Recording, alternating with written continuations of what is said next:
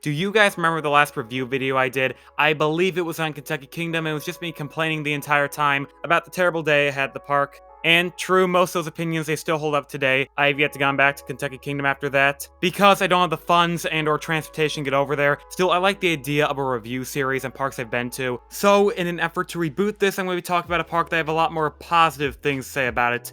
And I'm starting off with Walt Disney World's experimental prototype community of tomorrow, or Epcot. Now, most of you guys are understandably confused, like, why am I talking about Epcot? My channel is called Great American Coasters, that's what GAC stands for.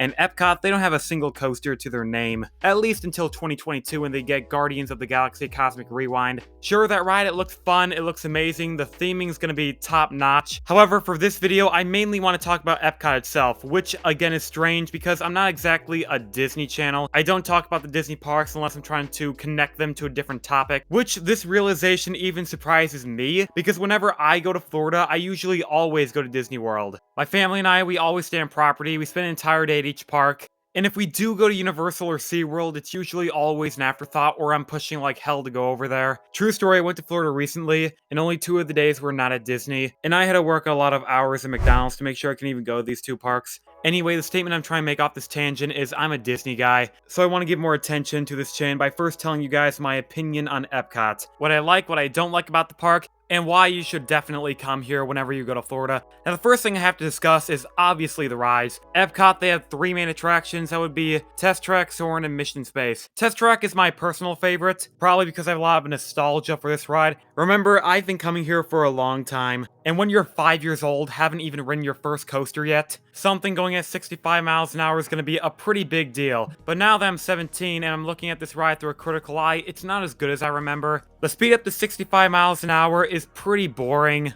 That's partially to blame for the terrible acceleration. It takes 8 seconds to reach 65 miles an hour, and you get a better jolt going on the expressway than this. Besides that fact, I think Test Track suffers from the theming. I've been on the original and 2.0, and I have to say I like the original version of Test Track a lot better. The concept back then may have not been as great. Before you were just a crash test dummy, now you're kind of designing cars. However, back then the sets were just grander, you had the thermal chambers, the warehouse before you went outside. For 2.0, they got rid of all of that, and just put some neon lights and a few screens. Sure, it may look cool and high-tech, however, you can see some areas where they got cheap, and it's just not as good as its predecessor. Either way, I'm just kind of nitpicking right now. I still enjoy Test Track. I ride it multiple times when I go to Epcot, and what gets me pumped up before I ride Test Track is hearing the car roar past the front entrance. That sound is just iconic and gets you in the mood. Besides Test Track, there's Mission Space, and a word of advice, never go on the green side of Mission Space. That version is so dull, and you have no idea what I'm talking about, let me explain. Mission Space has 2 versions, green and orange, or intense and tame. I have never personally been on the intense side, because I was always afraid of throwing up. The ride spins around, and I already had a problem with simulators before. I get nauseous sometimes. Didn't really help that there was a barf bag on standby, so I ended up just doing green side. This version has nothing going on with it. It jitters around. The experience is incredibly short. I just didn't get anything out of this ride on my last visit. Next time I will definitely do the orange side.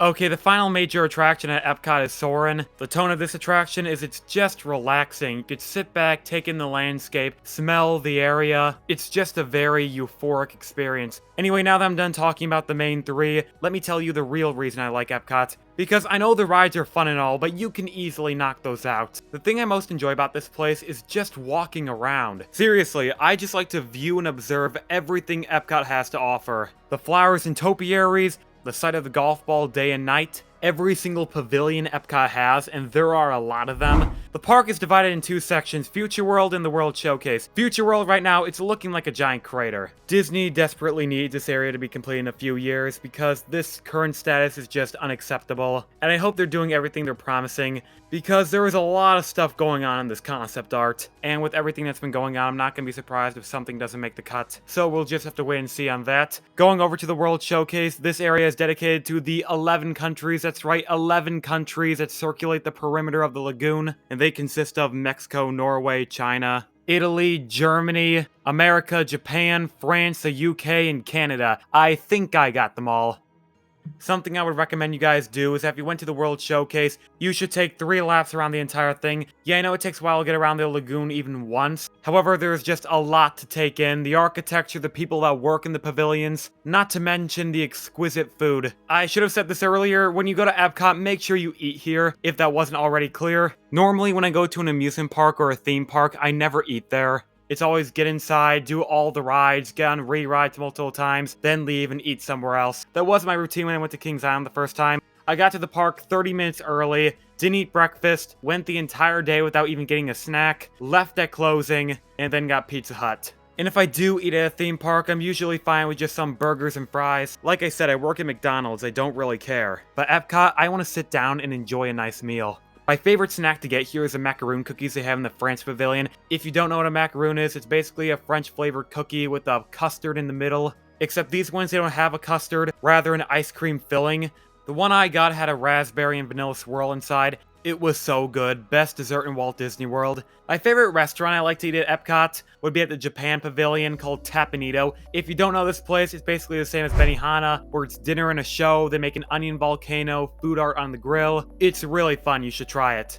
So the last time I got to eat at Tapanito, I had an interesting experience, in a good way though. So my family and I, we had to sit by these two, I'm gonna say Disney Karens. I'm not gonna say their age because it's not important. Old, and they just didn't look like they were happy to be here. They were constantly whispering under their breath, probably because they had to sit by my family. I don't understand why the restaurant had to group our parties together. Maybe they were booked up. Didn't really matter in the end, there was plexiglass between us, so I didn't really care too much. So after we sat down, got some drinks, everything was good. It was taking a while for the chef to come and cook our food. It was like an hour and a half. And yeah, that's a long time to wait, but we got every attraction beforehand, except Frozen, and I hate that movie, so whatever if we didn't get on. As an apology, the waitress actually gave us some free edamame and said the drinks were on the house. Like, hey, that's pretty good.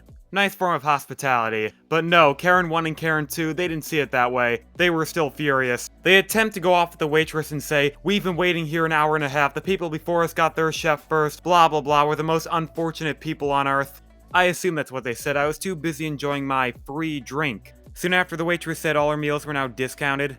I didn't mind, even though two Karens were clearly taking advantage of someone's generosity. Later, we got our food, the shrimp was fantastic. The waitress came back one final time and told us, okay everyone, the meals are on the house. You can just leave when you're done eating. In that moment, I was like, what? We got a free meal because two Karens were just griping at some poor waitress? My family and I didn't question it. Tapanito was not the cheapest restaurant, not that anything in Disney is cheap. We left with a smile on our faces. Don't worry, we gave the employee a nice tip because we felt bad for her. Forgive me if I was talking about the food for too long. Epcot is essentially a dining venue, so I thought the story fit the theme. Anyway, in conclusion, I love Epcot. When I went to Florida, I was debating, should I spend 2 days at Hollywood Studios and just skip Epcot? Because Ratatouille wasn't open yet, I've heard the nickname Walcott a few times because of how much construction was going on. But looking back, I'm glad I went to Epcot. And when everything is complete, it's going to be my favorite Disney park. Anyway, that's all I have for you guys. Make sure to subscribe and like the video. It would help me against the YouTube algorithm, and I would definitely appreciate it. Thank you for watching, and I'll see you next time.